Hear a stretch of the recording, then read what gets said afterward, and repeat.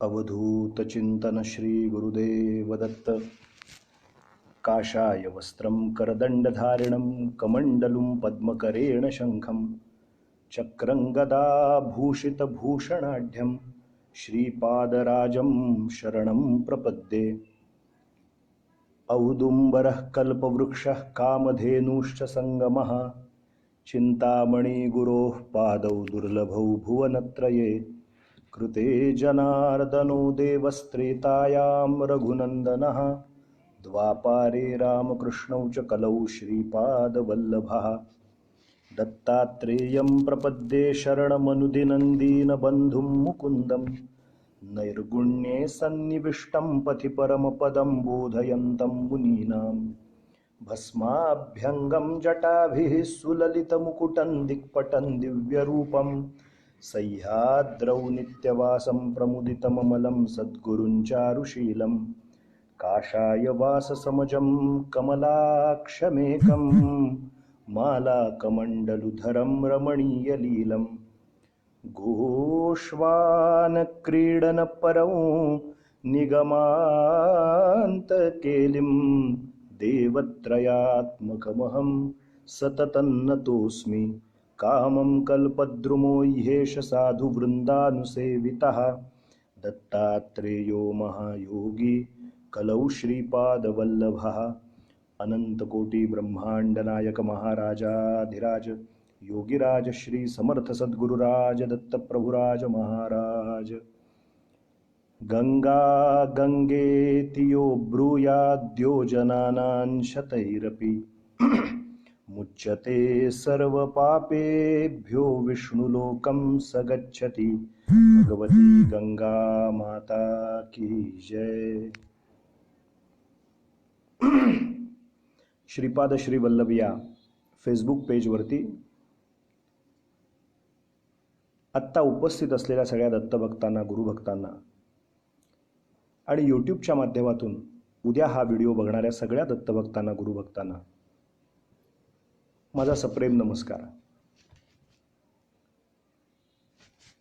मंडळी, गंगा दशहरा चालू आहे आणि आपण रोज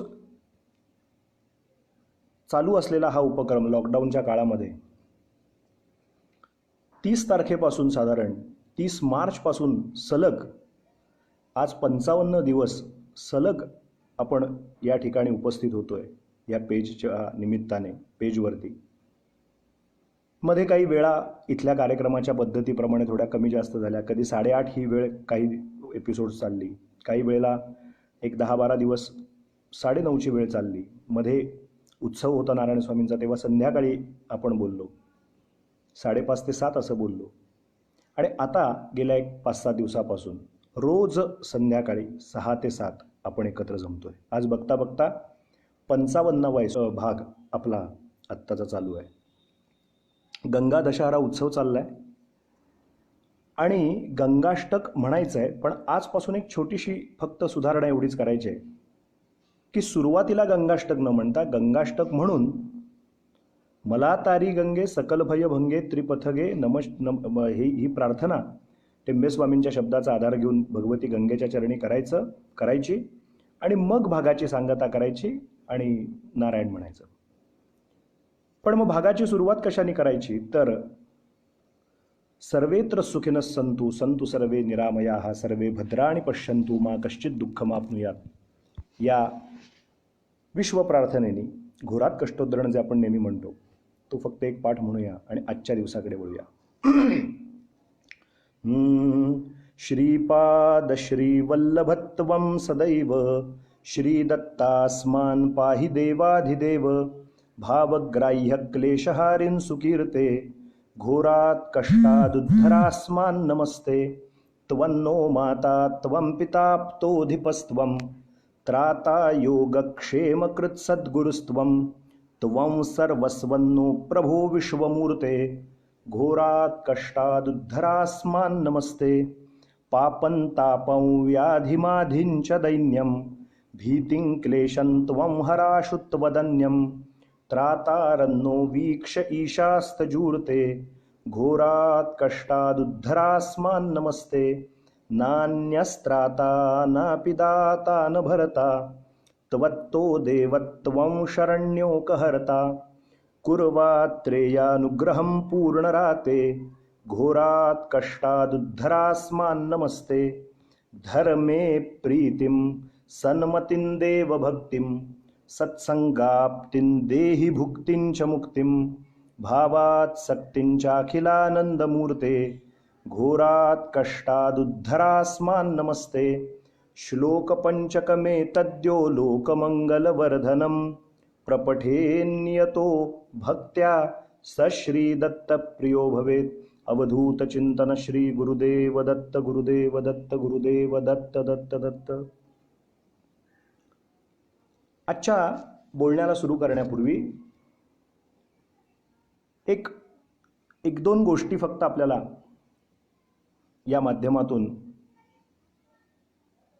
जे संपर्क झाले त्यांचं जे काही माहिती आहे ती थोडक्यात आपल्याला सांगायची आणि मग आपल्या आजच्या प्रतिपाद्य विषयाकडे वळायचं. आज एक कालचा भाग झाल्यानंतर काही जणांनी मला उत्स्फूर्त अशा प्रतिक्रिया कळवल्या की तुम्ही धर्म या विषयावरती काल बोललात शेवटच्या भागामध्ये, ते खूप आवडलं आणि त्याची खूप आवश्यकता आहे. कारण कुठल्याही संतांनी किंवा कुठल्याही सत्पुरुषांनी आपल्याला केवळ देवदेव करायला सांगितलेलं नाही, तर देवाची उपासना करायला नक्की सांगितलेली आहे. परंतु आपला जो धर्म आहे त्या धर्माचं पालन आपल्याकडनं निश्चितपणानं घडलं पाहिजे. धर्माचे पालन करणे पाखंड खंडन हेच आम्हा करणे काम, बीज वाढवावे नाम, तुकाराम महाराज म्हणाले. त्यामुळे जर संतांची प्रमाणं घेऊन जर कीर्तन करायचं असेल तर संतांच्या वाक्यांचीच प्रमाणं आहेत त्याला. धर्माचे पालन करणे पाखंड खंडन. जे पाखंडी लोक आहेत, जे दुटप्पी वागतायत, त्यांची वस्त्र वक्त्यांनी, कीर्तनकाराने, प्रवचनकाराने फेडलीच पाहिजे. तुम्ही तुमचं मात्र आवर्जून टाहो फोडून सांगाल, मिशन म्हणून कार्य घ्याल आणि मात्र आमच्या धर्मावरती, हिंदू धर्मावरती मात्र, आपल्या धर्मावरती मात्र टीका कराल, तर केव्हा ना केव्हा तरी ती गोष्ट बोललीच गेली पाहिजे. म्हणून काल प्रकर्षानं तो एक विषय जाता जाता शेवटच्या 10-12 मिनिटात आपण स्पर्श केला. आपल्यापैकी कित्येक जणांना तो भावला. याचं कारण आपल्या सगळ्यांच्या ठिकाणी काल सांगितलेलं सूत्र लक्षात ठेवूया, श्रद्धामयोयम पुरुषः. आपण अश्रद्ध नाहीच आहोत मुळी हिंदू लोक, किंवा समस्त मानवजात, प्राणीमात्र, जीवमात्र हा कधीही अश्रद्ध असतच नाही, हा सिद्धांत आहे. श्रद्धामयोयम पुरुषः, तो श्रद्धेसहितच असतो, जन्माला झालेला असतो. बाय डिफॉल्ट त्याला श्रद्धा दिलेलीच असते देवानी. तर काल काही प्रतिक्रिया त्याविषयी आल्या, ईमेल काही आले आणि काही वेबसाईटवरती काही ज्या प्रतिक्रिया आल्या त्यापैकी काही जणांचा उल्लेख करायचा राहिला. पण एक कालचा भाग झाल्यानंतर आमच्या मेधाताई नाखरे ज्या आहेत डोंबिवलीच्या, त्यांनी मला एक फार चांगली एक गोष्ट सांगितली, तर मला ते सांगावंसं वाटलं म्हणून आत्ता आज सांगतोय आपल्या सगळ्यांना. कारण मी नेहमीच ज्याचं जे चांगलं आहे किंवा ज्याच्याविषयी जे चांगलं काही सांगावंसं वाटतंय ते आवर्जून इथे सांगत असतो, आपल्याला सगळ्यांना माहिती आहे. तर त्यांनी लिहून पाठवलं की बुवा, आमचे जे काका आहेत, चुलत काका आहेत गंगाधर नवरे, तर ते त्यांचं 100व्या वर्षात पदार्पण झालेलं आहे. म्हणजे शतायू भव असा जो आशीर्वाद वेदाक्षरामध्ये येतो, किंवा जीवेत शरदशतम पश्येम शरदशतम असं जे काही म्हटलं जातं वेदाक्षरामध्ये आशीर्वाद मंत्र देताना, ते या काकांनी खऱ्या अर्थाने सार्थ करून दाखवले. 100व्या वर्षात 100 वर्ष आयुष्याची जगायची चेष्टा आहे का? 100व्या वर्षात त्यांनी पदार्पण केलं. पण ते 100व्या वर्षात गेले हे काय कौतुकाचं, तो एक भाग झालाच. कौतुक हे आहे की 100व्या वर्षात सुद्धा सप्तशती गुरुचरित्रसार त्यांचं तोंडपाठ आहे टिंबेस्वामींचं, आणि ते रोज म्हणतात. हे वैशिष्ट्य आहे. मला सांगायचं ते हे की त्यांचं 100व्या वर्षात पदार्पण झालं आहे आणि त्यांना सप्तशती गुरुचरित्रसार ती स्मृती दत्तकृपेने अजून आहे, आणि सप्तशती गुरुचरित्रसाराचं पठण ते मुखोद्गतपणे करतात. इतकंच नाही तर आपला हा रोजचा होणारा भाग दुसऱ्या दिवशी ते आवर्जून यूट्यूबवरती बघतात. तर मी माझ्या वतीने आणि आपल्या श्रीपाद शिवल्लभ पेजवरती उपस्थित असलेल्या सगळ्या दत्तभक्तांच्या, गुरुभक्तांच्या वतीने आदरणीय गंगाधर काका नवरे यांना प्रणाम करतो, वंदन करतो की आपण जी दत्तभक्ती 100व्या वर्षीसुद्धा करत आहात, भगवत भक्ती करत आहात, हे एक प्रकारे धर्मपालनच आहे. आणि आपल्या चरणी कृतज्ञता व्यक्त करतो, वंदन करतो. आणि आपण फेसबुक लाईव्ह बघताय तर आपले आशीर्वाद निरंतर माझ्या आणि आमच्या सगळ्यांच्या पाठीशी निरंतर राहू द्यात, एवढी प्रार्थना. मला आणखीन एक छान मेल आला, चिटणीस मंजुताई म्हणून आहेत. माझा कोणाशीच परिचय नाही, पण मेल आला आहे ह्याच्यावरती, वेबसाईटवरती मेसेज आला आहे. त्यांनी लिहिलं आहे की मी कलावती आईंच्या अनुग्रहित आहे आणि कलावती आईंच्या अनुग्रहित मी आहे.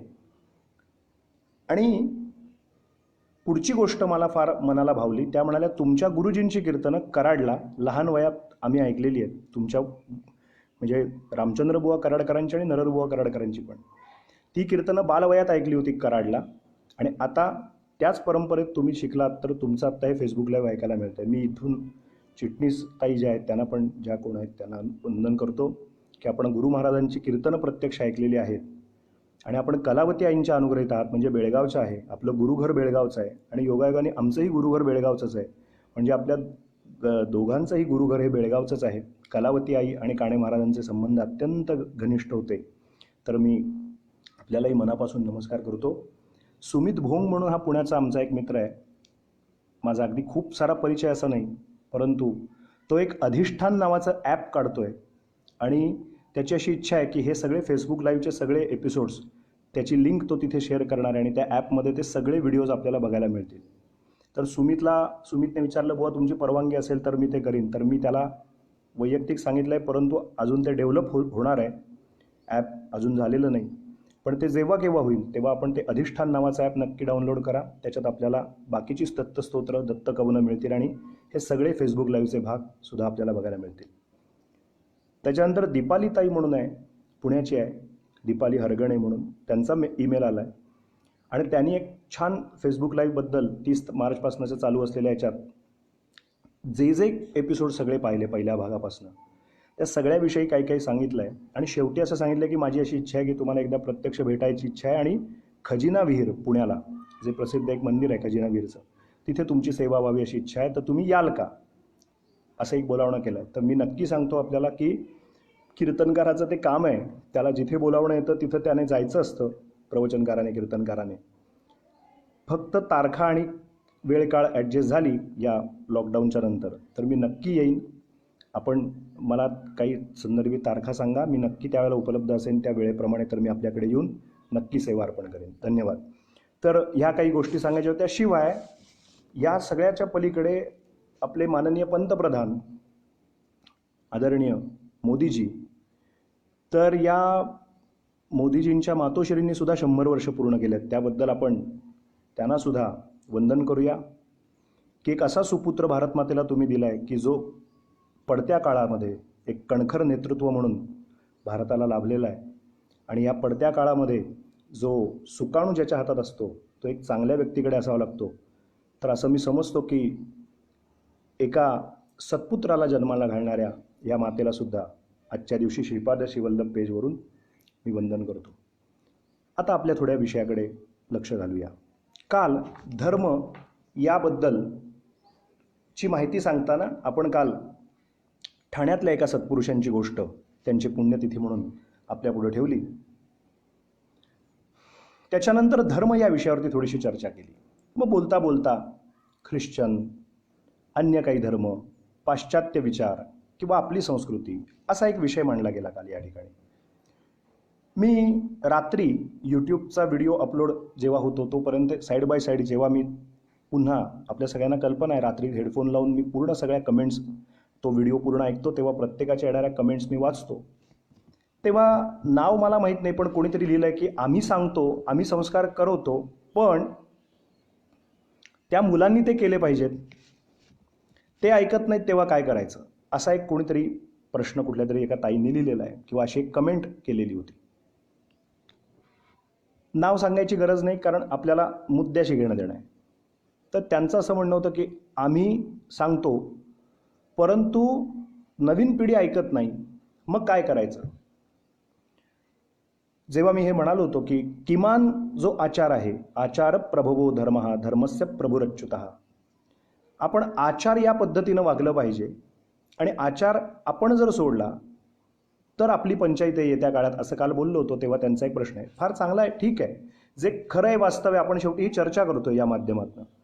तर चर्चेत आपण कमेंटमध्ये ते लिहिलेलं आहे. खूप चांगला मुद्दा तुम्ही उपस्थित केलात. याच्यावरती अनंतराव आठवल्यांचं एक फार छान उत्तर मी आपल्याला देऊ इच्छितो.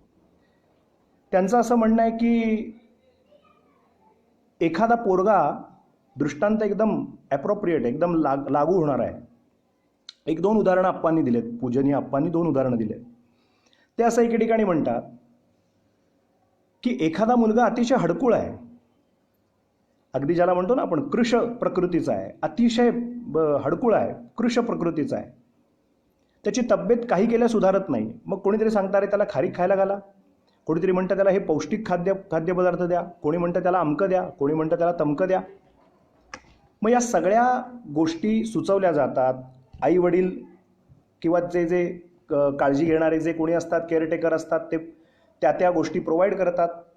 त्या पोराचं भलं व्हावं, तो सुदृढ व्हावा यासाठी प्रयत्नशील असतात. आप्पा पुढे असं मजेदार म्हणतात, खूप प्रयत्न करून सुद्धा काही काही पोरांची प्रकृतीच अशी असते की त्यांना अंगी लागतच नाही अन्न. म्हणून आई वडिलांनी, काका काकूंनी, जे कोणी त्यांची काळजी घेणार आहेत, त्यांनी तो प्रयत्न सोडायचा आहे का?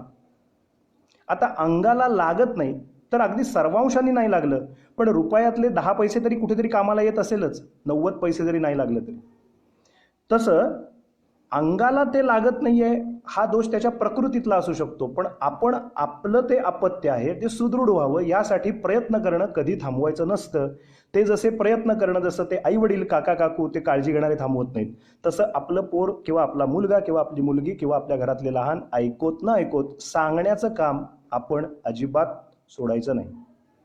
हे त्याच्यावरचं फार महत्त्वाचं उत्तर आहे. दुसरं उदाहरण त्यांनी असंच दिलं आहे की प्रत्येकाच्या प्रकृतीप्रमाणे वैद्यराज औषध देतात. एखाद्याला ते औषध मानवतं, एखाद्याला मानवत नाही. पण म्हणून मग औषधच घ्यायचं नाही असं करून चालेल का? हे दुसरं दिलेलं दृष्टांत आहे. पण म्हणजे त्याच्यासाठी त्याची नाडी परीक्षा करून त्याला एक विशिष्ट पद्धतीची मात्रेचं औषध दिलं आहे. आता होत नसेल तेवढा परिणाम, पण म्हणून औषध बंद करणं हा त्याच्यावरचा उपाय नाही. म्हणून ही 2 उदाहरणं आपण प्रत्येकाने लक्षात ठेवूया की छोट्या छोट्या गोष्टी आपण काय करतो, एकदम खूप मोठ्या स्केलवरती विचार करायला लागतो. हे विश्व कसं हे होईल, मग आपण गप्पा मारायला लागलो की खूप मोठ्या मोठ्या गप्पा मारतो. आपण धर्म याविषयी गप्पा मारायला लागलो की खूपच मोठ्या गप्पा मारायला लागतो. मग ते असं झालं पाहिजे, मग ते असं सनातन वैदिक धर्म ते असं आहे, मग ते असं आहे, ते तसं आहे. सुरुवात आपल्यापासून करूया. Charity begins at the home असं सूत्र आहे. आपल्यापासून सुरुवात करूया. सुरुवात जेव्हा आपल्यापासून होतो ना, तेव्हा आधी आपलं पहिलं घर झाडायला घ्यावं. आपलं घर झाडून नीट होतं असं कळलं की आपलं काय जे सोपा पडवी असेल ते झाडायला घ्यावं. ते झालं की आपल्या बाहेरचं जे काही अंगण असेल ते झाडायला घ्यावं. ते झाडायला लागल्यानंतर आपली गल्ली झाडायला घ्यावी. ती झाल्यानंतर गावाकडे लक्ष द्यावं.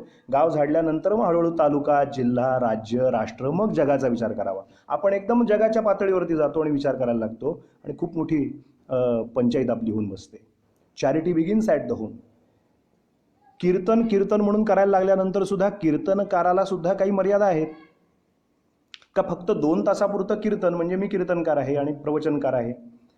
मग धर्म पालन म्हणजे 2 तासात मी धर्माचे पालन करणे, पाखंड खंडन हेच आम्हा करणे, काम बीज वाढवावे नाम वगैरे असं अगदी छान सुंदर गळ्याने गायन करून खूप काही आम्ही प्रतिपादन केलं. आणि भागवत सप्त्याचे भागवत करणारे मोठे मोठे कीर्तनकार, प्रवचनकार, भागवत झाल्याच ते जे श्रोते वेगवेगळ्या ठिकाणी श्रवणाला बसलेले आहेत, परगावी काही काही ठिकाणी भागवत सप्ते होतात, तर तिथेच बाहेर जाऊन जर मला आमच्या वेंगुर्ल्याच्या जोशी गुरुजींनी सांगितलं की प्रसंग, तिथेच भागवत संपल्यानंतर त्याच ठिकाणी सकाळी संहिता वाचणारे आणि संध्याकाळी कथा करणारे आणि त्यांचे वादक मिळून जर पाणीपुरी एकाच बशीमध्ये मिळून बशीमध्ये मच करत खात असतील, तर दुसऱ्या दिवशी अन्नशुद्धी सांगण्याचा त्या वक्त्याला अधिकार शिल्लक राहत नाही. म्हणून केवळ 2 तासापुरतं झालं म्हणजे झालं असं नसतं. धर्म हा ज्याचा त्याचा असतो, तो ज्याचा त्याचा स्वधर्म असतो, तो त्याने पाळायचा असतो. हेच सगळ्यांना लागू आहे. आईने आईसारखंच राहायला पाहिजे, वडिलांनी वडिलांसारखंच वागायला पाहिजे, मित्राने मित्राचा धर्म पाळला पाहिजे. धर्म याची व्याख्या खूप व्यापक आहे. एकापेक्षा एक वक्ते याच्यावरती बोलणारे एक थोर आहेत, मोठे आहेत, थोर आहेत की जे याच्यावरती अतिशय अधिकारवाणीने बोलू शकतात. मला इतकंच सांगायचं आहे, काल ज्या धर्माची चर्चा आपण केली ना, तो धर्म अतिशय स्थूल पातळीवरचा आहे. आपल्याला असं तुझं माझं यांचं त्यांचं, तुझा देव माझा देव, काल बोललोय, तुझा देव माझा देव आपला देव, असं काही नाही आहे. देव ही देव संकल्पना आहे. हे आत्ता अलीकडे आलेले सगळे आहेत. म्हणून मी काल एक वाक्य अतिशय जबाबदारीने बोललो, जे क्रिएट केलेले असतात, जे बनवले गेलेले असतात, ते धर्म नाशाला जातात. हा आर्य सनातन वैदिक हिंदू धर्म आहे, तो आधीही होता, आजही आहे आणि कडेपर्यंत विश्वाच्या अंतापर्यंत चालत राहील. म्हणून त्याला सनातन वैदिक हिंदू धर्म असं म्हटलेलं आहे. त्याचा कोणी करता नाही आहे, त्याचं क्रेडिट कोणी नाही घेऊ शकत की आम्ही बनवलं. मी नाव सांगणार नाही, परंतु एक प्रसंग आपल्याला सांगतो. 96-97 साली माझी 10वी झाल्यानंतर मी शंकराचार्य मठात कोल्हापूरला करवीर पीठामध्ये आचार्यांच्या बरोबर गुरुकुलामध्ये शिकायला गेलो. शंकराचार्यांच्या सान्निध्य मला लाभलं देवांच्या कृपेने. आणि त्या दरम्यान 1998-99ला मराठवाडा आणि विदर्भाच्या बाउंड्रीवरती एका गावात आमचा त्यावेळेला मुक्काम, आमचा ह्या अर्थाने म्हणतोय की शंकराचार्यांच्या बरोबर आम्ही असलेली 4-5 माणसं, आमचा मुक्काम औरंगाबादला होता, म्हणजे संभाजीनगरला होता. आणि आता त्याला आपण संभाजीनगरच म्हटलं पाहिजे. तर त्या संभाजीनगरला मुक्काम होता. आणि थोडंसं पुढे गेल्यानंतर काही अंतरावरती तथाकथित काही स्वतःला पुरोगामी म्हणून घेणारी मंडळी, आपले जे राष्ट्रपुरुष आहेत, आपले जे समाज सुधारक होऊन गेले, त्यांचा केवळ आणि केवळ आपल्या राजकीय स्वार्थासाठी, आपल्या वैयक्तिक स्वार्थासाठी त्यांचा केवळ लाभ घडून घेणारे काही मंडळी, स्वार्थी मंडळी एकत्र आली आणि त्यांनी आणखीन एका धर्माची स्थापना केली. त्या दिवशी खूप मोठा मेळावा घेतला होता आणि हजारोच्या संख्येने तिथे लोक आली होती. आणि ते असं झालं तसं झालं, बरंच काय झालं, पेपरला छापून आलं. दुसऱ्या दिवशी पत्रकारांना एकच उपदेश, आत्तासारखा टी व्ही चॅनल्ससारखं ते माध्यम त्यावेळेला तेव्हा नव्हतं प्रभावी, तेव्हा फक्त प्रिंट मीडिया खूप प्रभावी चालायचा. प्रत्येक गावात, खेड्यात, शहरात वर्तमानपत्र आवर्जून वाचली जायची. पहिलं पान, दुसरं पान, तिसरं पान, शेवटचं खेळाचं पान, मधली काही माहितीपर असलेले लेख, संपादकीय, हे सदर वाचले जायचे. आता वाचन संस्थाच बंद झाली. आता आम्ही फक्त वाचतो ते व्हॉट्सॲपचे आणि फेसबुकचे मेसेज, ते सुद्धा 1-2 वेळा एकसारखे आले की चला डिलीट करा, चला पुढे सरका. इतका आपल्याला वीट आलाय खरं तर लोक. पण आपण विटलोय त्या सगळ्यांना. काही जण तर मेसेजेस बघत पण नाहीत, आहे तसेच क्लीन चॅट म्हणून करून टाकतात, वाचत सुद्धा नाहीत. काही महत्त्वाचे मेसेजेस त्यातनं आपले निघून पण जातात वाचायचे. इतके आपण विटलोय. पण आजची जी आमची पिढी आहे, ज्यांचं वय 13च्या पुढचं आहे आणि 30च्या आतलं आहे, त्यांचं कुठलंही वाचन सध्या नाही. पेपर तर लांबचीच गोष्ट आहे. तर त्यावेळेला फक्त पेपर वाचले जायचे. तर पत्रकार आले आणि पत्रकारांनी आमच्या महाराजांना धरलं आणि संभाजीनगरला एक प्रश्न विचारला महाराजांना की 2 दिवसापूर्वी एका धर्माची स्थापना झाली आहे, याविषयी हिंदू धर्माचे मुख्य धर्माचार्य म्हणून तुमचं काय मत आहे, असा आचार्यांना प्रश्न विचारला, विद्याशंकर भारती स्वामींना. आमच्या स्वामीजींनी, मी जे काय बोलतोय ते मी काल आपल्याला अगदी 30 मार्चपासून मी आपल्याला सांगतोय, मी केवळ त्यांचं उच्चिष्ट जे काही ग्रहण पडलंय पात्रात तेवढं फक्त आपल्यापुढे ठेवतोय रोज. श्रोते हो, माझं इथे कुठलंही वैयक्तिक मत मी नाही सांगत आहे. जे संत सत्पुरुषांनी जे सांगून ठेवले तेव्हा आमच्या स्वामींनी काल जे मी वाक्य बोललो होतो ना, त्याचा संदर्भ 1997-98च्या या प्रसंगाशी आहे. तेव्हा आमच्या स्वामीजींनी सुंदर वाक्य सांगितलं, तुमच्या प्रश्नातच तुमच्या प्रश्नाचं उत्तर आहे. ते म्हणाले, म्हणजे तुम्ही आत्ता प्रश्न असा विचारलात, काल जो धर्म स्थापन झाला याविषयी तुमचं काय मत आहे. ते म्हणाले, मी त्याविषयी काही बोलत नाही, मी फक्त एवढंच सांगतो. अतिशय छान उत्तर त्यांनी दिलं. ते म्हणाले, जे जन्माला येतात त्यांचा विनाश नक्की असतो. आर्य सनातन वैदिक हिंदू धर्म हा जन्माला आलेला नाही, तो होता, आहे आणि राहील. म्हणजे जन्माला आलाय. मी तुम्हाला सांगतो, 97, 98, 98 ते 2008 आणि 2008 ते 2018 आणि 2018 ते आज 2020 या 21-22 वर्षात त्या धर्माचं पुन्हा नाव सुद्धा निघालेलं नाही. त्याची चर्चा करणारे समाज सुधारकांची नावं घेऊन पुरोगामित्वाचा झेंडा मिरवणारी माणसं आज फक्त आपल्या राजकीय स्वार्थासाठी, आमदारकी खासदारकी मिळवण्यासाठी, पंचायत समितीमध्ये आपल्याला महत्त्वाची पदं मिळावी म्हणून, झेडपीमध्ये आपल्याला पदं मिळावी म्हणून केवळ आणि केवळ लुच्चेगिरी, लाचारी, चाटुगिरी ज्याला म्हणतात ती करण्यासाठी केवळ समाज सुधारकांचा वापर करतात. मोठी नावं राष्ट्रपुरुषांची, समाजपुरुषांची घेतात. पण त्यांनी जे सांगितलंय त्यातलं एक कणभरही वागायची अक्कल किंवा शक्कल ती पण नाही आहे, काहीच नाही आहे. फक्त आमच्या राजकीय स्वार्थासाठी आणि केवळ मी कसा मोठा येईन याच्यासाठी धर्मपुरुषांना आणि राष्ट्रपुरुषांना वापरलं जात आहे. त्यांना त्यांच्या मताशी, त्यांच्या आयडिओलॉजीशी काहीही घेणं देणं नाही. हिंदू धर्म इतका सोफॅस्टिकेटेड आहे, म्हटलं तर कालाप्रमाणे आहे, म्हटलं तर इतका संयत आहे, म्हटलं तर इतका लवचिक आहे. आपल्याकडे असंच झालं पाहिजे असं अजिबात नाही आहे श्रोतेहो. हे असंच झालं पाहिजे असं आपलं शास्त्र, आपलं धर्म कधीही सांगत नाही. आर्य सनातन वैदिक धर्माने कधीही चकाराची भाषा केली नाही. तुम्ही एकादशीसारखं व्रत करा, काढून बघा.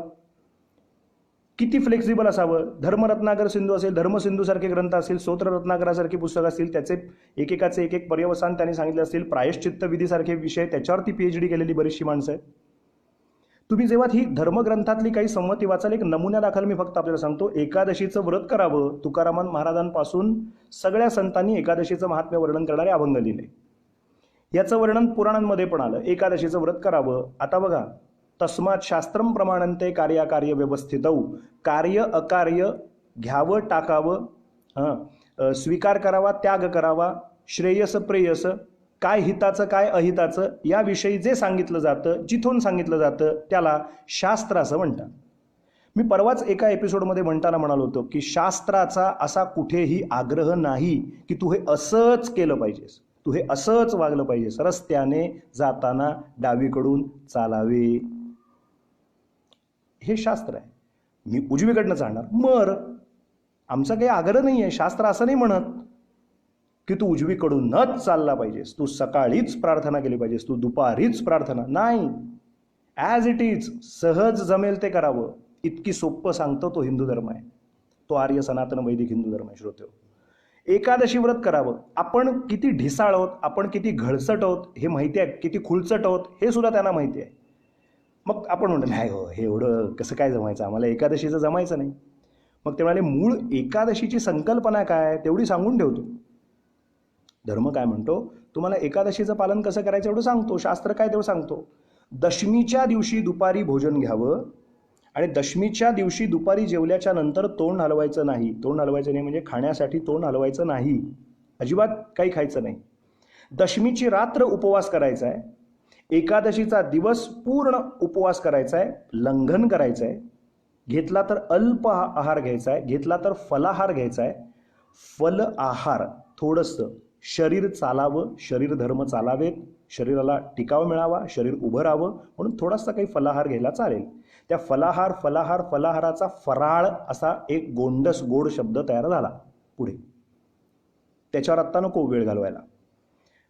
एकादशीचा पूर्ण दिवस फलाहार करायचा आहे आणि द्वादशीला मात्र दशमीच्या दुपारी जे अन्नअंश पोटात गेला आहे तर तो सव्वा दिवसाचा किंवा 1.5 दिवसाचा जो आराम पोटाला देऊ केलेला आहे ते द्वादशीला द्वादशी सोडण्याचं महत्त्व आहे. म्हणून सकाळी सकाळी स्नानादी कर्म करून द्वादशीच्या दिवशी ब्राह्मण भोजन करून किंवा आपण आपला देवांना नैवेद्य दाखवून द्वादशीचं व्रत उद्यापन करायचं आणि द्वादशी सोडायचे. आता आम्ही घळसट खुळचट, आम्हाला काहीच करायचंच नाही आहे. आपण म्हणतो एवढ्या दशमीपासून कोण करणार हो, नाही हो, एवढं आम्हाला नाही जमणार, एवढं आम्हाला पोटाला. आपण कसं कोणीतरी आपल्याला म्हणावं बरं ठीक आहे मग कसं तुला होईल तसं कर. आपण त्या शब्दाची वाट पाहत असतो. ते मांजर कसं दबक्या पावलाने आत येत असतं ना, तसं आपण वाट बघत असतो. कोणीतरी म्हणावं तुला नाही का झेपत, बरं तू असं कर, तू दशमीच्या दिवशी खाऊन घे. शास्त्र म्हणतं, शास्त्र सांगतं की असं करावं, पण असंच करावं असं नाही आहे. मग ते म्हणतं असं करा, तसं नसेल जमत तर दशमीच्या दिवशी रात्री जेवून घ्या, एकादशीच्या दिवशी तरी उपवास करा. नाही हो, एवढं कुठं आम्हाला जमणार, ते आमचं नाही हो तेवढा काही होत. मग चला थोडा फराळ तरी करून घ्या. मग फलाहार ही संकल्पना पुढे आली. मग आता त्या फलाहाराचं लिहिलंय तुम्ही एकादशी दुप्पट खाशी. खरं आहे, किती संकल्पना आली. मग डावीकडे चटणी पाहिजे, कोशिंबीर पाहिजे, बटाट्याची भाजी पाहिजे, साबुदाण्याचे वडे पाहिजेत, त्याच्यानंतर ती दाण्याची आमटी पाहिजे. त्याच्यात मग आपण सांगतो बाहेरच्या हॉलमधनं बसून बायकोला, घरातल्या भगिनी वर्गाला, माता भगिनींना, जे कोणी त्या आपापल्या घरातला आपापला आपण तपासून बघा. जरा बटाटा उकडलेला घाला बरं का आमटीत, जिऱ्याची फोडणी द्या बरं का. बाहेरच्या हॉलमधनं सूचना जातात आतल्या खोलीमध्ये स्वयंपाकघरात. मग ती आमटी पाहिजे, ते अमकं पाहिजे, तमकं पाहिजे, खिचडी पाहिजे, वऱ्याचे तांदूळ पाहिजेत. आमचे गुरुजी म्हणतात ते सिमेंट कॉन्क्रीटमध्ये करतात तसं ते असं चांगलं असं ओलसर असतो, ते छान असे पातळसर तर रव्याचं ते केलेलं असतं वऱ्याचे तांदूळ. ते छान असं करायचं, त्यात दाण्याची आमटी घालायची. ती जितकी आमटी घालू तेवढी खपतेच त्याच्यात. आणि मग ते सगळं कालवून छान मग पापडी तळली पाहिजे, मग हे झालं पाहिजे, मग काकडीची कोशिंबीर पाहिजे, किती पदार्थ, मग गोड नको का काहीतरी खायला, मग आपल्याला श्रीखंड पाहिजे, एखादी बासुंदी पाहिजे. म्हणजे लंघन करणं ही कन्सेप्ट बाजूला राहते आणि आपण फराळाकडे वळतो. आणि मग त्याचा शब्द फराळ, फलाहार असं फराळ असा होतो. फराळ असा एक मोठा शब्द होऊन जातो. आणि मग ते खातो. आमचे गुरुजी म्हणायचे की हे पोटात गेलं की चांगला स्लॅबच बसतो. स्लॅब कसा पडतो वरच्या मजल्यावरती एक एक मजला घालताना, तसं पोटात गेलं की तो जे झोपतो ते 4 तास लेकाचा उठतच नाही पुढे. शास्त्र म्हणतं काही हरकत नाही, खाण्याच्या मिसे का होईना तू कर, पण कर एकादशी. पण तेही आमच्याच्याने होत नाही. किती किती आता तुम्हाला त्याच्या पुढे जाऊन सांगतो. शास्त्र म्हणतं की ठीक आहे, तू अजिबात तुला धरवत नाही ना, दुपारपर्यंत कर, संध्याकाळी खा आणि मोकळा हो, चल काय हरकत नाही, वेळ प्रसंगी आपद धर्म म्हणून, पण एकादशी कर. सांगायचं तात्पर्य अर्थ काय? आत्ता कोणीतरी लिहिलं कडकडी एकादशी दुप्पट खाशी. मी मठात असताना एक जण होते, ते गाणं म्हणायचे. ते फक्त आपल्याला सांगतो, तो उपवासाने केलेलं पद आहे. त्याचं म्हणायचंय, कडकडीत निर्जला एकादशी आज मला, साबुदाण्याची खिचडी करी, वरियाचा भात करी, कडकडीत निर्जला एकादशी आज मला. असं ते सगळ्या पदार्थांचं नावं घेतलेत पुढं. आता तुम्ही ते पुढची नावं लिहू नका, नाहीतर वाचणाऱ्यांच्या तोंडाला पाणी सुटेल. आता राजगिरा लाडू अमकं तमकं, आता पुढचं दाण्याचा लाडू लिहू नका, उद्याचा एपिसोड येईल. आता बाकी काही लिहून बसू नका. असो, सांगायचं तात्पर्य अर्थ काय, थोडं गांभीर्याने घेऊया. की करा, काहीतरी करा, काही ना काहीतरी घडू द्या हातून, थोडं थोडं का होईना पण घडू द्या. काय आहे, पाप करू नका असं शास्त्राने 100 वेळा टाहू पडून सांगितलंय, पण ते आपण हटकून करतो. पण पुण्यमार्ग करा, पुण्यमार्ग पोटी धरी, पुण्यमार्गाचे जे जे काही कृत्य करता येतील, सत्कृत्य जी जी करता येतील ती करा म्हणून सांगितलं शास्त्राने. पण ते आपण सहज शक्य असून सुद्धा करीत नाही. उलट पापकर्म वेळ काळ पैसा खर्च करून करावी लागतात, पण ती माणूस हटकून जाऊन करतो. म्हणून हे ख्रिश्चन अमका धर्म तमका धर्म हे तर कालची धोक्याची सूचना आपल्याला सांगून ठेवली. जर आम्ही गाफील राहिलो तर पंचायतच आहे. मुसलमान आदी आणि अन्य यवन आदी यांपासून हिंदू धर्माला धोका. पण हिंदू मुसलमान अमुक तमुक हे अगदी स्थूल धर्म झाले. धर्माची एक व्याख्या कन्सेप्ट एवढी आहे की धर्माच्या अनेक व्याख्या होतात. मानवता हा एक धर्म आहे, मानवता हा धर्म आहे, पुत्र धर्म आहे, पितृधर्म आहे, मातृधर्म आहे, शेजार धर्म आहे, आपल्या शेजारच्यांशी कसं वागावं याला सुद्धा धर्मच म्हटलेला आहे.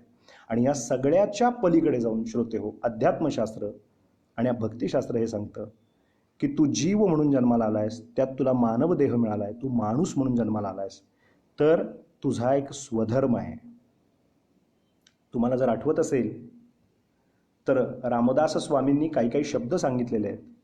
त्याच्यात ते बोलताना, त्याच्यात ते कोट करताना, श्लोक करताना असं म्हणतात, या जगात धन्य समर्थाचा धन्य असा कोण होतो, या त्रिभुवनात धन्यतेला कोण पात्र होतो?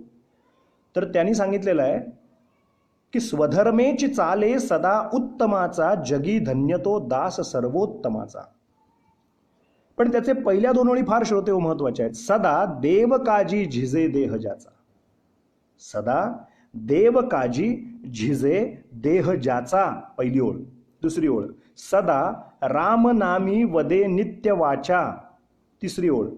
स्वधर्मेची चाले सदा उत्तमाचा, हंगामी स्वधर्म पाळतात ते उपयोगाचे नाहीत, आणि वेळेप्रमाणे सत्तेच्या गणिताप्रमाणे आपला स्वधर्म सोडतात तेही उपयोगाचं नाही. स्वधर्मेची चाले सदा, सदा हा शब्द फार महत्वाचा आहे, सतत सातत्यपूर्ण जे आपला स्वधर्म पाळतात, जगी धन्य तो दास सर्वोत्तमाचा, तो दास सर्वोत्तमाचा श्रेष्ठ धन्यतेला प्राप्त होतो जो सतत देव काजी झिजे देहाचा, ज्याचा देवाच्या कार्यासाठी सतत शरीर झिजतं, तो खरा स्वधर्म आहे, तो खरं धर्म पालन करतोय. ज्याच्या मुखात अखंड रामनाम आहे, रामनाम आता समर्थ रामाचे भक्त होते म्हणून रामनाम लिहिलं. सदा देव काजी झिजे देह ज्याचा, झिजे देह ज्याचा म्हणजे काय झाला अर्थ की शारीरिक पातळीवरती जो सतत इतरांसाठी झटतो, स्वतःसाठी तर सगळेच जगतात. म्हणून मी काल बोलताना म्हणालो होतो की आपल्या कोशातच आपण जगतोय. आपण जेव्हा हा विचार करू की माझं शरीर, माझी वाणी, माझी बुद्धी, माझ्याकडे असलेले कला गुण हे इतरांसाठी उपयोगाला यावेत, इतरांना त्याचा फायदा व्हावा, माझ्या गल्लीला, माझ्या गावाला, माझ्या आप्त स्वीबिष्ट मित्र स्वकीय, माझा कोणाला तरी उपयोग व्हावा. मला समर्थांची एक ओवी आत्ता या ठिकाणी सांगायची वाटते. समर्थ असं लिहितात की काही मिळवी मग जेवी, काही मिळवी मग जेवी, गुंतल्या लोकास उगवी. पहिला भाग थोडा वेगळ्या वळणाने लिहितात. ते तरुणांसाठी केलेला एक उपदेश असं समजूया की घरात आज इतके तरुण मंडळी घरात बसलेली आहेत की त्यांना काहीही वाटत नाही की आपले आई वडील घरात आहेत आणि आपण काहीतरी कमावलं पाहिजे, काहीतरी कष्ट केले पाहिजे, आपण काहीतरी झिजलो पाहिजे. ते आजपर्यंत आपले आई वडील किती झिजले, त्या मानाने आपण काही ना काहीतरी केलं पाहिजे. पण ते अजगरासारखे घरात अगदी निर्धास्तपणे लोळागोळा होऊन पडलेले असतात, लोळत गोळत पडलेले असतात. त्यांच्या ठिकाणी जो आळस आहे, त्यांच्या ठिकाणी जो कंटाळा आहे, तो पाहिल्यानंतर कुठल्याही सतत कार्यकुशल राहणाऱ्या माणसाची, कार्यरत राहणाऱ्या माणसाची तळपायाच्या मस्तकाला जाईल. हे आजच्या समाजाचं दाहक वास्तव आहे श्रोतेहो. अजगरासारखे घरात लोळत पडलेले असतात, कार्यरत नाहीत. म्हणून समर्थ लिहितात, 450 वर्ष संतांचे शब्द किती उद्बोधक आहेत पहा. ते म्हणतात, काही मिळवी मग जेवी. घरात फुकटचं खाऊ नका आईबापाच्या पैशावरती. काही मिळवी मग जेवी, गुंतल्या लोकास उगवी. म्हणजे कोणी जर अडकलं असेल, अडीनडीला कोणी सापडलं असेल, कोणी आपल्या इष्ट मित्र स्वकीय नातेवाईक मित्र परिवार, कोणी आपल्या देव धर्माशी रिलेटेड कोणीही माणूस एखादा अडला नडला असेल, जीव तो कोणी असो, मग मानवतेचा विचार करून कोणीही असो, कोणीही असो श्रोतेहो, गुंतलाय ना, तो गुंतलाय म्हणजे अडकलाय ना, कुठल्या तरी कारणाने खंगलाय ना, काही कारणाने संकटात सापडलाय ना, गुंतल्या लोकास उगवी, त्यांना बाहेर जो काढतो. आणि त्याच्या पुढची ओळ किंवा त्याच्या पुढचा शब्द फारच महत्वाचा आहे, शरीर कारणी लावी काहीतरी श्रीराम. हे शरीर जे मिळालंय ते कुठे ना कुठेतरी देवासाठी, धर्मासाठी, राष्ट्रासाठी कामी आलं पाहिजे. हो का 2 वेळेचं खायचं आणि फक्त तांगड्या पसरून झोपायचं आणि मला काही पडलेलं नाही, तो धर्म जळाला तरी चालेल, त्या देवाबद्दल काही अनास्था ठेवायची, ही अश्रद्धा आम्हाला नाशाकडे नेणारी आहे. म्हणून ही ओवी घरात ठसठशीत करून सांगावी की काही मिळवी मग जेवी, गुंतल्या लोकास उगवी, शरीर कारणी लावी काहीतरी श्रीराम. ते शरीर आपलं कुठे ना कुठेतरी कारणी लागलं पाहिजे. म्हणून सदा देव काजी झिजे देह ज्याचा, म्हणजे शरीर हे भगवंताच्या कार्यासाठी झिजतं. आता हा विचार झाला शरीराच्या पातळीवरचा. आता पुढचा शब्द आला वाणी. सदा देव काजी झिजे देह ज्याचा, सदा रामनामी वदे नित्य वाचा. बरं, तो देवता काम धर्मासाठी इतरांसाठी झटतोय, याचा अर्थ तो बहिर्मुख नाही आहे, तो जागृत आहे की माझं शरीर इतरांसाठी कारणी लावतोय, पण माझ्या मनानी मी माझ्या आत्मोद्धाराचा जो मार्ग आहे तो सोडता कामा नये. तो वाचेच्या पातळीवरती आपल्या देवाशी तादात्म्य म्हणजे अनुसंधानात आहे. सदा रामनामी वदे नित्य वाचा, त्याची वाचा निरंतर रामनामात रत आहे. त्याच्या पुढे समर्थ लिहितात, स्वधर्मेची चाले सदा उत्तमाचा, जगी धन्य तो दास सर्वोत्तमाचा. केवळ भक्ती ही संकल्पना म्हणजे राम नाम जपना और पराया अपना नाही चालणार. केवळ देवदेव करा आणि आपल्या कॉटवर बसा आणि असेल माझा हरी तर देईल खाटल्यावरी नाही चालणार, अजिबात नाही चालणार. माझं शरीर माझ्या घरातल्यांसाठी उपयोगी आलं पाहिजे. माझ्या वाणीचा उपयोग कोणासाठी तरी झाला पाहिजे. माझ्या वित्ताचा, कमावलेल्या वित्ताचा उपयोग माझ्या देवासाठी, माझ्या धर्मासाठी, माझ्या राष्ट्रासाठी हा झालाच पाहिजे. मी स्वात्मकेंद्रित कधीही वागणार नाही, अशा पद्धतीची कुठेतरी कामना आपल्या मनात निर्माण झाली पाहिजे. आणि जर या पद्धतीने आपण वागलो तर तो धन्यतेला पात्र होतो. म्हणून धर्म धर्म धर्म, आज काल बोललो, उद्या मी म्हटलं होतं की उद्या सविस्तारानं सांगतो. तर केवळ ख्रिश्चन अमुक तमुक हिंदू हा अतिशय 10 फुटावरचा एक विचार आहे. धर्म एवढा मर्यादित नाहीये. धर्म व्यापक आहे. मातृधर्म आहे, पितृधर्म आहे, आचार्य धर्म आहे, शेजार धर्म आहे, मानवता धर्म आहे. एका वाक्यात सांगायचं झालं तर खूप उगाच शब्दांचे खेळ करत बसायला नको. अगदी सोप्या भाषेत सांगायचं झालं तर कर्तव्य पालन म्हणजे धर्म. मला कळलं पाहिजे की माझं आत्ता इथे कर्तव्य काय. आई वडील तिरसटल्यासारखं वागतायत, कबूल, ठीक आहे, त्यांचा उपद्रव होतोय, वयोपरत्वे वयाचा त्यांचा एकंदरीत हे लक्ष घेतात, तीच गोष्ट सतत सांगतायत किंवा सांगितलेलं ऐकत नाहीत किंवा हट्टीपणा करतायत किंवा विचित्रच वागतायत. पण माझा पुत्र म्हणून किंवा माझा मुलगी म्हणून माझा काय धर्म आहे तो मी पाळला पाहिजे. हा स्वधर्म आहे, स्वचा स्वपाशी असलेला. आता आई वडिलांचं उलटं, मुलगा सून विचारत नाहीयेत, कबूल आहे, पण त्रागा करून, तिटकारा करून, राग करून नाही. किती झालं तरी त्यांचे 2 अपराध पोटात घेऊन त्यांना जो योग्यतेचा मार्ग आहे तो दाखवला पाहिजे. म्हणजे आई वडिलांनी त्यांनी त्यांच्या भूमिकेवरनं त्यांचा धर्म पाळला पाहिजे, मुलांनी आई वडिलांसाठी त्यांचा धर्म पाळला पाहिजे. मित्र कितीही खवचट असेल, मित्र कितीही टीका करणारा असेल, मित्र आपल्याला दगा देणारा असेल, पण तो जर अहिताकडे चालला असेल, तो जर पाप वृत्तीकडे चालला असेल, तर त्याला तिकडे न जाता त्याला त्याचा मार्ग वाकडेपणा घेऊन का होईना सांगणं हा मित्रत्वाचा धर्म आहे श्रोतेहो. बहिणींनी भावाशी कसं वागावं, भावानी बहिणीशी कसं वागावं, किती छोट्या छोट्या स्वार्थासाठी लोक कोर्ट कचेरी कब्जे, कितीशी जागा हो, 100-200 फुटासाठी कोर्ट कचेऱ्या हक्क, का 4 दिवस आनंदाने जाऊन तिथला पाहुणचार नाही का घेतायत आपल्याला. जाऊ द्या, हा मला कुणाच्या पर्सनल गोष्टीबद्दल बोलायचं नाही, प्रत्येकाच्या सिनारिओ वेगळा असतो, घरात काहीतरी लागे बांधे पूर्वीचे डायलॉग काही झालेले असतात, त्याच्यावर प्रत्येकाच्या स्टोरीज आहेत, मी हे मान्य करतो, त्याबद्दल मला काही वाद नाही. पण कुठे ना कुठेतरी आपण हे विचार करायला हवे प्रत्येकाने, की माझ्या साईडनी, माझ्या एंडनी, माझ्या भूमिकेतनं मी चुकलो का, स्वधर्म हा माझा मी चुकलो का, मी चुकतेय का, मी चुकतोय का, हा विचार आपण करायची वेळ आहे. आणि त्या स्वधर्माविषयी शास्त्र अतिशय आग्रही आहे, त्या स्वधर्माविषयी. आता हे झालं टप्प्याटप्प्यावरती. आता आणखीन स्वधर्मे निधनम श्रेयः परधर्मो भयावह असं गीता सांगते. व याचा काय अर्थ आहे मग? स्वधर्मे निधनम श्रेया, स्वधर्मासाठी वेळ प्रसंगी मेलं तरी चालेल. मग इथे काय हिंदू मुसलमान ख्रिश्चन असा विषय येतोय काय? गीतेच्या वेळेला कुठे हे धर्म होते बाकीचे? मग याचा अर्थसंगती कशी लावायची? याचा अर्थच हा आहे की स्वधर्म जो आहे, भगवंतानी अर्जुनाला त्या क्षणात सांगितलं, तू क्षत्रिय आहेस, तुला लढायचं आहे, हा तुझा आत्ताचा स्वधर्म आहे. मी मेले की ते मी मारले की ते मरतील, मग ते असं होईल, मग ते वर्णसंकर होईल, मग ते अमकं होईल, ते पुढचं इतिहास भूगोल नागरिकशास्त्र मला नको सांगू, हे मला बाकी काही कळत नाही, हे बोलूच नकोस. तू क्षत्रिय आहेस, तुला लढायचं आहे, तुझा अधिकार तो आहे, तुझा स्वधर्म तो आहे, उठ आणि लढ. त्याने प्रश्न विचारल्यानंतर सांगितलं त्याने की क्लैब्यम मास्म गमः पार्थ नैतत्वयुपपद्यते क्षुद्रम हृदय दौर्बल्यम त्यक्तोत्तिष्ठ परंतप. उठ, काय मूर्खासारखा बसलायस, मला लढता येत नाही, माझं हे असं झालंय, मला अंगाला कापरं फुटलंय, मूर्खपणा आहे हा. स्वधर्मे निधनम श्रेयः. आणि लक्षात ठेव, हे लढता लढता मेलास ना, द्वाविमौ पुरुषो लोके सूर्यमंडल भेदिनौ. 2च माणसं सूर्यमंडलाचा भेद करू शकतात. परिव्राज योगयुक्तश्च रणे चापि मुखो हतः. जे परिव्राज असतात ते सूर्यमंडलाचा भेद करून पुढे जातात, आणि जे युद्धात आपलं कर्तव्य कर्म करताना लढताना मातृभूमीसाठी मरतात ते सूर्यमंडल भेदून जातात. मग तू ठरव, रडत रडत मरायचंय का लढत लढत मरायचंय? स्वधर्मे निधनम श्रेयः. भगवंत आपल्याला सतत जाणीव करून देत आहेत. मग स्वधर्म म्हणजे काय?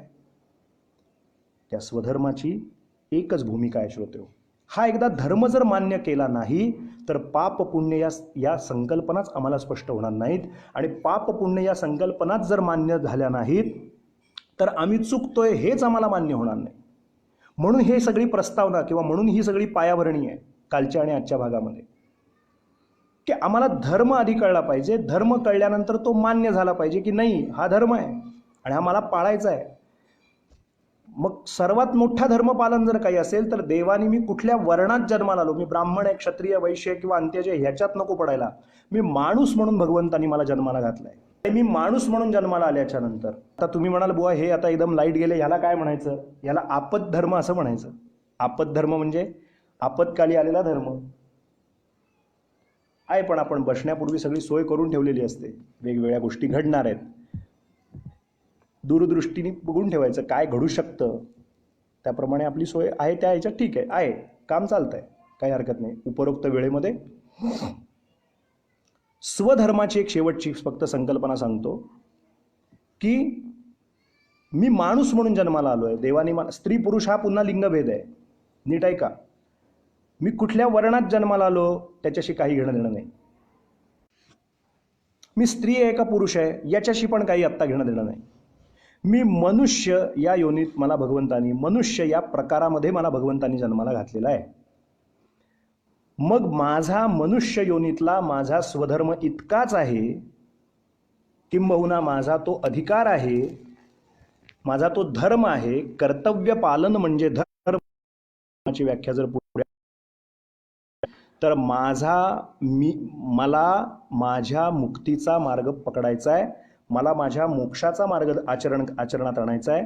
हा माझा पारमार्थिकदृष्ट्या स्वधर्म आहे. आणि या स्वधर्मापासून जर मी च्युत झालो, या स्वधर्मापासून जर मी वेगळा झालो आणि मी देहबुद्धीलाच आपलं आहे असं समजून वागायला लागलो, देहबुद्धीनेच सर्व व्यवहार करायला लागलो. अहो, म्हणताच आपण म्हणतो माझ्या हाताला लागलं म्हणजे मी वेगळा आणि हात वेगळा, माझ्या हातावरती हे घड्याळ आहे म्हणजे मी वेगळा, मी आणि मग माझा हात, मी वेगळा माझा हात वेगळा, माझं डोकं दुखतंय म्हणजे मी कोणीतरी वेगळा आहे हे आपण नक्कीच बोलताना दाखवतो, आणि माझं जे शरीर आहे ते वेगळं आहे. तुमच्या लक्षात येत असेल काय मजा चालली आहे ती शब्दाची. त्यामुळे माझं डोकं, माझा हात, माझा पाय, माझा कॅरम, माझं पेन, माझी वही, माझं पुस्तक, माझा टी व्ही, माझी गाडी असं म्हणताना मी म्हणजे कोणीतरी वेगळं आहे आणि माझं ते जे काय ते वेगळं आहे. याचा अर्थ ती गाडी म्हणजे मी नाही आहे, हात म्हणजे मी नाही आहे, डोकं म्हणजे मी नाही आहे, वही म्हणजे मी नाही आहे, पेन म्हणजे मी नाही आहे, हे आपल्याला नक्की सिद्ध झालं. मी वेगळा आहे. मग तो मी कोण हे शोधणं हे माझा या नरजन्मात आल्यानंतरचा स्वधर्म आहे. आणि या स्वधर्माविषयी मला रती म्हणजे प्रेम, निष्ठा, श्रद्धा वाढावी ही परमार्थात अत्यंतिक गरजेची.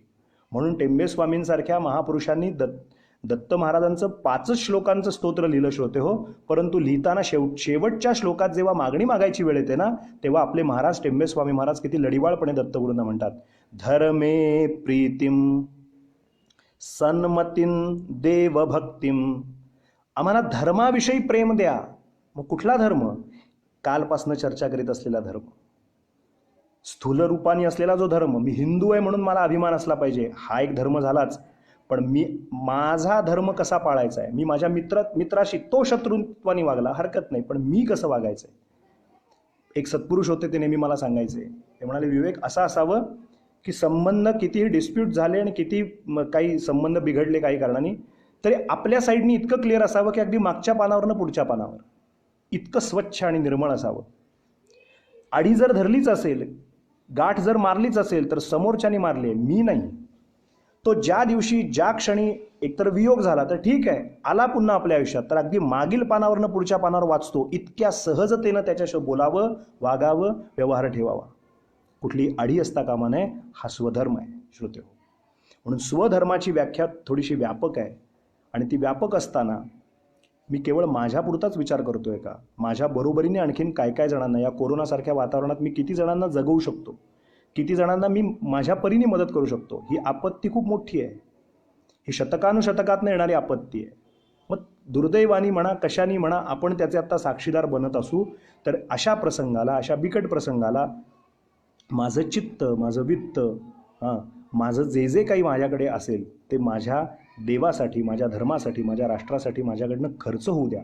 बरं, हे काहीच नसेल करता येत तर बैठक मारीन, बसीन, अर्धा तास दत्त महाराजांना प्रार्थना करीन, दत्त बावनीसारखं स्तोत्र म्हणून, घोरात कष्टोद्धरणसारखं स्तोत्र म्हणून.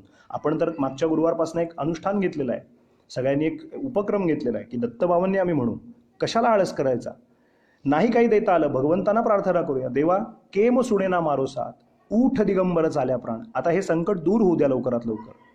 आणि हे जे धावत आहेत आपल्यासाठी, त्या सगळ्यांसाठी, मी आता 1-2 जणांची नावं घेतली म्हणून कोणीतरी सुचवू नका, हे पण राहिले ते पण राहिले, जे कोण आहेत ते जे धावत आहेत त्यातला मतितार्थ लक्षात घ्या. जे त्यासाठी शासकीय प्रशासकीय पातळीवर धावत आहेत, मी कुठलाच राजकीय अभिनिवेशाने बोलत नाहीये. जे महाराष्ट्रातले नेते असतील ते सगळे नेते, जे केंद्रातले नेते असतील ते सगळे नेते, या सगळ्यांच्या प्रयत्नांना बळ मिळू द्या. जे शास्त्रज्ञ लस शोधत असतील, जे वैद्य क्षेत्रातली लोक आपापल्या परीने आपापल्या ज्ञानाप्रमाणे काही ना काहीतरी औषध शोधत असतील, त्यांना देवा लवकरात लवकर बळ मिळू द्या. सामर्थ्य आहे चळवळीचे, जो जे करील तयाचे, परंतु तेथे भगवंताचे अधिष्ठान पाहिजे का, समर्थांचे शब्द. मग आपण जर बाकी काहीच देऊ शकत नसलो आता सध्याला, तर किमान अर्धा तासाचा वेळ, 1 तासाचा वेळ देवांसाठी का नाही खर्च करायचा? स्वतःसाठी करूयाच, पण राष्ट्राचं हित लक्षात ठेवून करूया. धर्मे प्रीतिम, धर्माविषयी प्रेम द्या, हे दत्तगुरूंना मागितलं आहे. धर्मे प्रीतिम सन्मतीम. पडत्या काळामध्ये माणसाची बुद्धी भरकटते. आमचे काणे महाराज म्हणायचे की माणसाचा जेव्हा आपत्काळ असतो, माणूस जेव्हा संकट काळात असतो, तेव्हा त्याने गो सेवा करावी, गोपालन करावं. एकाने त्यांना विचारलं, गोपालन कसं करणं कसं शक्य आहे? इथे खायचे प्यायचे वांदे आहेत आणि गोपालन करावं म्हणजे? महाराज म्हणाले, मूर्ख आहेस तू, तुझ्या लक्षात नाही आलं. म्हणाले, गोपालन म्हणजे गाय पाळा असा त्याचा अर्थ नाही आहे. गोपालन म्हणजे गाय पाळायची असा त्याचा अर्थ नाही. गो म्हणजे गोनाम इंद्रिय आणि त्याचं पालन करायचं आहे. गोपालन म्हणजे आपली इंद्रिय ताब्यात ठेवायची आहेत, आपली चित्तवृत्ती ताब्यात ठेवायची आहे आणि आपल्याला कुठेही अनिष्ट असं काही वागायचं नाही आहे. म्हणून सन्मती मागितले दत्तगुरूंच्या पाशी, धर्मे प्रीतीम सन्मतीन. आणि मग तिसरं मागितलं देवभक्तीम. कुठल्याही आपत प्रसंगामध्ये देवापासून मी डिटॅच होईन, देवापासून मी वेगळा होईन असं अजिबात होऊ देऊ नका. धर्मे प्रीतीम सन्मतीन देवभक्तीम. आणि हे सतत राहावं म्हणून काय? सत्संगाप्तीन देही. आम्हाला सत्संगती सतत द्या की ज्यामुळे आम्हाला धर्माची जागृती राहील, सन्मती आम्हाला सतत मिळत राहील. आणि तिसरी महत्त्वाची गोष्ट की आम्ही ईश्वराप्रती समर्पित राहू, कधी वेगळे होणार नाही, त्या ईश्वर तत्वापासून कधी वेगळे होणार नाही, हे आम्हाला द्या. म्हणून सत्संगाप्तीन देही आणि देही भुक्तींच्या मुक्तीन. आम्हाला भुक्तीही द्या आणि मुक्ती द्या. भावात सक्तींच्या अखिलानंद मूर्ते, घोरात कष्टात उद्धरासमान नमस्ते. म्हणून धर्म हा फार व्यापक शब्द आहे, त्याची व्याप्ती खूप मोठी आहे. म्हणून धर्म एकदा मान्य केला की त्या धर्म या संकल्पनेतून श्रोते हो पुढे आपल्याला पाप आणि पुण्याची संकल्पना येते. आता जे नास्तिक मंडळी आहेत ती नास्तिक मंडळी धर्म मानत नाहीत. मी काल बोलताना म्हणालो तो अमृतराय महाराजांचे शब्द आपल्याला प्रमाण म्हणून सांगेन आहे, त्या वेळेत सांगतो. अमृतराय महाराज प्रश्न विचारतात, जे देव नाहीत असं जे म्हणतात त्या लोकांना अमृतराय महाराज प्रश्न विचारत आहेत. अमृतराय महाराज असं म्हणतात, काय सुंदर शब्द आहेत.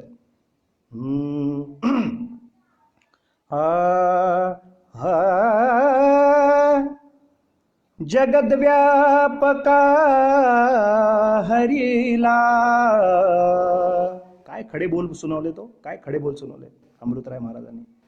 जगद्व्यापका हरीला, नाही कसे म्हणावे, नाही कसे म्हणावे, नाही कसे म्हणावे. जगव्यापका हरीला, जगद्व्यापका हरीला, नाही कसे म्हणावे, नाही कसे म्हणावे.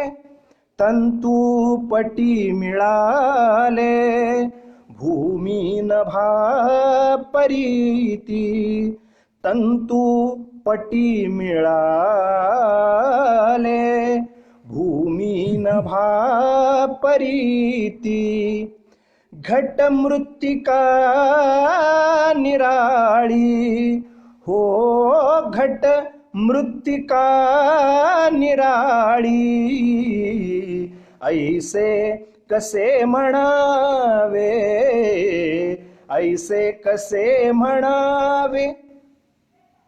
कोडीत साखरेची पाखाडिता नयेवा भिन्नत्व हेम वस्तू, ऐसे कसे म्हणावे. जग व्यापका हरीला, नाही कसे म्हणावे. कसं म्हणता नाहीये जगद्व्यापक परमेश्वराला नाही असं. काय खडे बोल सुनावले. ते म्हणतात की तंतुपटी मिळाले, म्हणजे तुम्ही असं, हे तुमचं म्हणाले असं झालं की तुम्ही तंतू मान्य करताय. तंतुपटी मिळाले, पटी म्हणजे कापड. एखादं कापड जेव्हा बनतं, पट म्हणजे कापड, तो पट बनताना एक एक एक एक एक एक तंतू असतात बघा.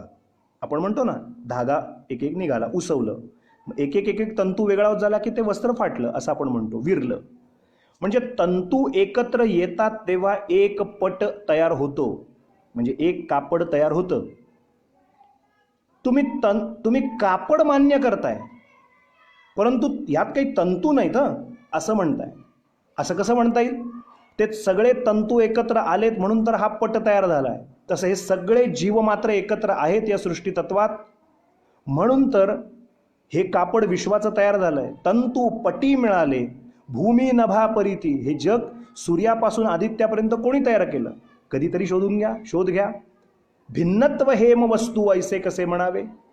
वेगवेगळे घट आहेत, घटामध्ये माती आहे, घट मान्य करता पण आत माती आहे हेच मान्य करत नाही, असं कसं होईल. नाही कसे म्हणावे. या सृष्टीचा कोणीतरी एक नियंता आहे, करता आहे, धरता आहे, संवर्ता आहे. कोणतरी याला बनवणार आहे, कोणीतरी याला सांभाळणार आहे. आणि यातनं जे टाकाऊ झालंय त्यांना छेद करणारं कोणीतरी आहे, विनाश करणारं कोणीतरी आहे श्रोते. हे नाही असं म्हणूच कसं शकता. गोडी ती साखरेची पाखाडिता नयेबा भिन्नत्व हेम वस्तू ऐसे कसे म्हणावे. तुम्ही वेगवेगळे आकाराचे दागिने मान्य करताय पण यात सोनं नाही बरं का. याच्यात असं कसं म्हणू शकता. सोन्याचे दागिने मान्य करता पण सोनं मान्य करत नाही, कसं म्हणू शकता. अशा या सगळ्या उदाहरणांनी ते म्हणतात शेवटी की जगद्व्यापका हरीला नाही कसे म्हणावे. तो कुठे नाही आहे, नाही म्हणताच कसं. म्हणून नास्तिक लोकांनी फार तोंडाला लागू नये. हे फेसबुक किंवा व्हॉट्सॲप सारख्या ठिकाणी मी एक प्रेमाचा आपल्याला आपुलकीचा सल्ला देतो. आपण न मागता सुद्धा. पूर्वी मी करायचो 13-14 साली लिहिताना लिहायचो अमक्या अमक्याने असं करावं का, तमक्या तमक्याने तसं करावं का. मग पूर्वी लिहायचो खूप मोठी पल्लेदार उत्तरं लिहायचो, जे आत्ता बोलतोय ते लिहून द्यायचो. मग त्याच्यातनं वादविवाद, मग तुम्ही मूर्ख आहात, तुम्ही शाणे आहात. त्याचं शेवट काय आहे की आपल्याला संत वाक्य प्रमाण नसतात. आपला जो श्रद्धा विषय आहे ना तो ह्याच्याशीच रिलेटेड आहे श्रोते हो. की श्रद्धा याचा अर्थच असा आहे की गुरुवाक्येषु विश्वासः शास्त्रवाक्येषु विश्वासः इति श्रद्धा. आपल्या गुरुदेवांच्या वाक्यावरती नितांत श्रद्धा असणं, आपल्या शास्त्राच्या वाक्यांवरती नितांत श्रद्धा असणं, विश्वास, याला श्रद्धा असं म्हटलंय. याला श्रद्धा असं म्हटलंय. आणि ही जी श्रद्धा आहे ही श्रद्धा धर्मपालन शिकवते. आणि या धर्माच्या संकल्पनेत पाप ही संकल्पना येते. म्हणून नास्तिकांच्या फार नादी लागायचं नाही. जे अभक्त आहेत, पापी आहेत, दुश्चित्त आहेत, त्यांना शब्दाला शब्द करायचं नाही. त्यांनी जर समोरच्यानी सांगितलं तर म्हणायचं तुम्ही खूप मोठ्या पितृछत्राचे आहात, खूप मोठ्या वडिलांचं छत्र आपल्याला लावलं, आपण खूप मोठे आहात, चला विषय संपला. फार त्यांच्या तोंडाला लागू नये. नास्तिकांच्या फार तोंडाला लागू नये, लागायचंच नाही. चिखलात दगड मारल्यावर काय होईल. ही चिखल आहेत, हे सगळे नास्तिक आहेत ते. म्हणून आपल्या शास्त्रांनी सांगताना असं सांगितलंय की या उपासनेतल्या चांगल्या गोष्टी, उपासनेतले अनुभव, तीर्थयात्रेत आलेले काही अनुभव किंवा आपली साधना करताना अनुभव अभाविकाला, नास्तिकाला कधी सांगू नका. ते टिंगल करतील आणि तुमची असलेली श्रद्धा कमी करतील. जी काही तुमची असेल श्रद्धा ती कमी करेल. असं कुठे असतं का, असं कुठे घडतं का. असं एखादं पिल्लू सोडलं की आपण पण तसेच विचार करायला लागतो. खरंच आहे, आपण असा कधीच विचार केला नाही.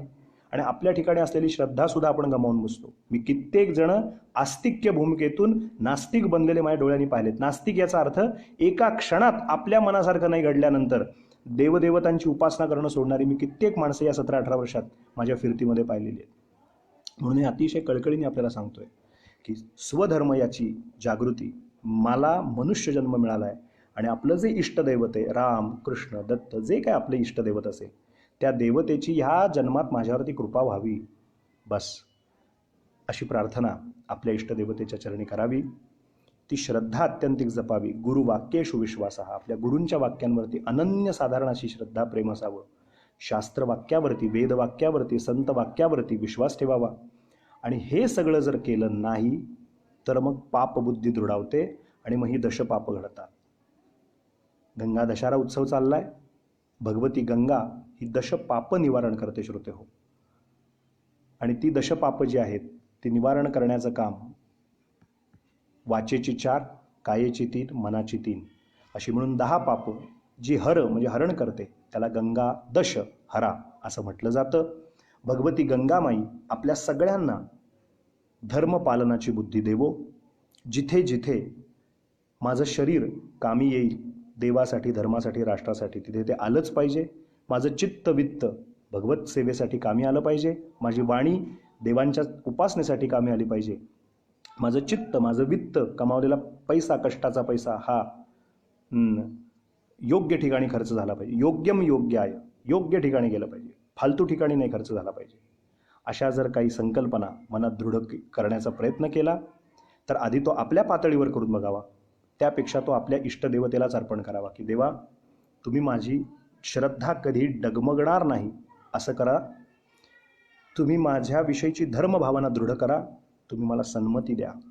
आणि ती प्रार्थना ज्या क्रायसिसमधनं, ज्या वितंडवादातनं, ज्या दुष्ट अशा परिस्थितीतनं सध्या आपण चाललोच सगळेच जण, विश्व चाललं आहे, त्या भगवती गंगामाईलाच प्रार्थना करूया सगळे मिळून. आजच्या दिवशी गंगाष्टक म्हणूया आणि आजच्या भागाची सांगता करू. मला कल्पना आहे लाईट पण गेलेले आहेत आणि 7:10 पण झालेले आहेत. पुढची नारायण सेना बाहेर तयार आहे विष्णू सहस्रनाम आणि बाकी सगळ्या गोष्टी रामरक्षा म्हणायला. त्यामुळे मलाही वाणीला विराम द्यायला लागेल. आपण सगळेजण धर्मपालनाविषयी आग्रही राहूया. आता क्रमाक्रमाने उद्या परवापासनं जे उरलेले 8 दिवस आहेत त्याच्यामध्ये मी आपल्याला दशपाप कशी घडतात, पाप ही नेमकी संकल्पना काय आहे, पुण्य म्हणजे नेमकी संकल्पना काय आहे, त्याचा संदर्भ पुढच्या या 10 पापांची कसा आहे, आणि मग गंगा आणि गोदावरी किंवा या संदर्भाने ही गंगा नेमकी स्वर्गातनं वरती खाली कशी आली, त्रिपथगामिनी गंगा खाली कशी आली, किंवा गंगेविषयीचं काही महत्त्व काय आहे का, गंगेच्या दर्शनाचं काही महत्त्व आहे का, गंगेच्या स्नानाचं काही महत्त्व आहे का, इत्यादीवरती पण बोलू. तेवढा विषय कमी आहे, परंतु आहे त्या उपरोक्त वेळेत आपण जास्तीत जास्त विषय जितके घेता येतील तेवढे बघूया. एक सुंदर आख्यानसुद्धा मी आपल्याला या दशहऱ्याच्या निमित्ताने सांगणारच आहे पुढे. ते सुद्धा ऐकण्यासाठी आपण रोज 6 वाजता एकत्र इथे भेटूया. सगळ्याचं सार इतकंच आहे की आपलं धर्मपालन आपण अतिशय निष्ठेने करूया आणि आपण कधी अश्रद्ध होणार नाही याची काळजी घेऊया. मग समाधान नावाचा विषय काय याच्यावरती आपण क्रमाक्रमाने या सगळ्या गोष्टीची चर्चा करत असताना करणारच आहोत. आता गंगाष्टक म्हणूया. आता एक शेवटचा फक्त भाग खुलासा वजा बोलायचा. काही जण विचारत आहेत की संपर्क करायचा झाला तर कसा करायचा, तर मला कृपा करून कोणीही वैयक्तिक संपर्क तर करू शकणार नाही, कारण आले तर मी ते फोन घेऊ शकत नाही. तर एखाद्या टेलिफोन ऑपरेटरसारखं मला सतत फोन कानाला चिकटवूनच ठेवायला लागेल तो कानाशी. त्यामुळे कृपा करून मला कोणीही संपर्क नंबर, माझा वैयक्तिक काही संपर्क नंबर मागण्यापेक्षा ईमेल ID आपल्याला इथे शेअर केलेले आहेत किंवा शेअर केले जातील आज किंवा उद्या. ते आपण आपल्या श्रीपाद शिवल्लभ पेजवरती जेव्हा जातो तेव्हा त्याचं जे एक अबाउट म्हणून असतं त्याच्यामध्ये संपर्काच्या ठिकाणी त्याची ईमेल ID तिथे दिलेली आहे, vivekbuavebsite@gmail.com. त्याच्यावर आम्ही ईमेल करू शकता. विवेचार आपले जे काही प्रतिक्रिया किंवा सद्भावना असतील त्या आपण व्यक्त करू शकता. किंवा आपलं यूट्यूब चॅनल आहे त्या नंबरवरती तो फक्त आणि फक्त संपर्कासाठी आहे. त्याच्यात शुभप्रभात, शुभ रजनी, अमकं तमकं ढमकं काहीही लांबड किंवा अन्य कुठलेही मेसेजी त्याच्यावर चॅटिंग अजिबात होणार नाही आहे. ते फक्त तुमच्या आमच्या कम्युनिकेशनसाठीचं ते आहे. त्याच्यात तंत्र मंत्र ज्योतिष फॅमिली प्रॉब्लेम अमकं तमकं काहीही कृपा करून विचारायचं नाही. फक्त आपल्या गुरुपरंपरेतले काही अनुभव असतील, आपले वैयक्तिक काही सांगावंसं वाटत असेल खरंच तर ते व्यक्त करण्यासाठीची ती व्यवस्था आहे. अन्य काहीही त्याच्यात व्यक्त करायचं नाही. आणि जर 3-3, 4-4 वेळा सांगूनसुद्धा जर फोन केला गेला किंवा उगाचच अवाजवी मेसेज करून त्रास दिला जातो असं कळलं तर नाईलाजाने तो मेसेज ब्लॉक केला जाईल, तो नंबर ब्लॉक केला जाईल. अस्तु केवलम. आपण खूप उत्स्फूर्तपणे आपण इथे चित्राताईंनी ईमेल IDचं मेसेजमध्ये टाकलेलं आहे. आपण ते वाचून ईमेल IDनी वापर करून ईमेल करू शकता, नक्की करू शकता. मी आपल्याला जेव्हा जेव्हा वेळ मिळेल तेव्हा नक्की रिस्पॉन्ड करेन, जसं आज पहिल्यांदा केलं नक्की करेन. खूप खूप धन्यवाद. आपण गंगाष्टक म्हणूया आणि आजच्या दिवशी थांबूया. मला तारी गंगे सकल भयभंगे त्रिपथगे, नम श्री कृष्णे ते जय शमित तृष्णे गुरुमते. महाराज म्हणतात, न जाणे मी धर्मा नच विहित कर्मा अवगमा, न जाणे मी शर्मा नच विहित आधार महिमा, कुकर्मासी कामा कुलित कृत कर्माची सुभगे. मला तारी गंगे सकल भयभंगे त्रिपथगे, न केव्हाही येथे सुकृत लव संपादित असे, न पूर्वीचे काही सुकृत पदरी भासत असे. पुढे ही श्रेयाची गती नच दिसे खास मजगे, मला तारी गंगे सकल भयभंगे त्रिपथगे. न साधूच्या संगा क्षणभरी धरी भक्ती न करी, सुतीर्था क्षेत्राची पदवी बरवी तीही न धरी. न देवाचे द्वारी क्षणभर ठरे देवी सुभगे, मला तारी गंगे सकल भयभंगे त्रिपथगे. केले बैसोनी क्षणभरी पुराण श्रवणही, कुकर्माच्या गोष्टी करुणी वयनेले सकलही कदा काळी नेणे हरिभजन तेहीन सुभगे मला तारी गंगे सकल भयभंगे त्रिपथगे असा हा मी पापी शरण तुझ आलो हरिसुते तुया वारी पापा शमवि ममतापा सुरसुते तुवा हाती घेता मग मजसी काहीच न लगे मला तारी गंगे सकल भयभंगे त्रिपथगे महापापी तुझ्या अमृत जलपाने चितरले सकृत स्नाने गेले उपरी नचतेही उतरले असे मी ऐकोनी आई शरण आलो चित्तू जगे मला तारी गंगे सकल भयभंगे त्रिपथगे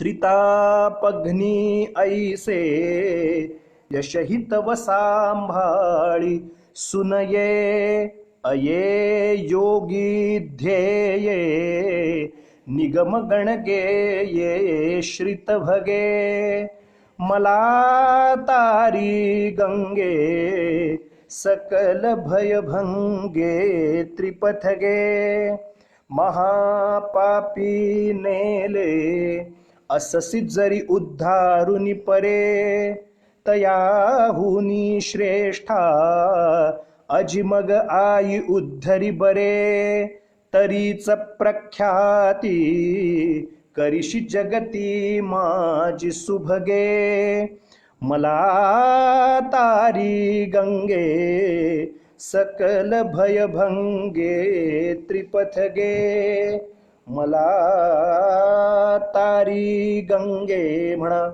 मला तारी गंगे सकल भयभंगे त्रिपथगे नमः श्री कृष्णे ते जय शमित तृष्णे गुरुमते भगवती गंगा माता की जय भगवती गंगा माता की जय भगवती श्री गंगा मैया की जय भगवती गंगा माता भगवती कृष्णावेणी माता अत्रिपुत्र दत्तात्रय आपल्या सर्वांच्यावर कृपावंत होवोत आणि आपल्या सगळ्यांची मनेपसित कामना शीघ्रातिशीघ्र पूर्ण करोत.